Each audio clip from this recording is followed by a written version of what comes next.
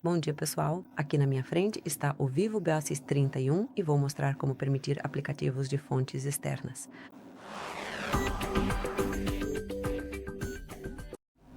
Então, quando você quiser instalar aplicativos desconhecidos, precisa abrir as configurações, depois encontrar e selecionar aplicativos. Aqui, desça um pouco e entre em Acesso Especial a aplicativos. Agora vá para instalar aplicativos desconhecidos e você pode permitir tranquilamente aqui mesmo. Então, basta escolher o aplicativo ao qual você deseja conceder essa permissão, por exemplo, o Gmail, e marcar Permitir desta fonte. E como você pode ver, seu telefone e dados pessoais ficam mais em risco agora que isso está ativo. Apenas esteja ciente disso e mantenha-se seguro. Então é isso.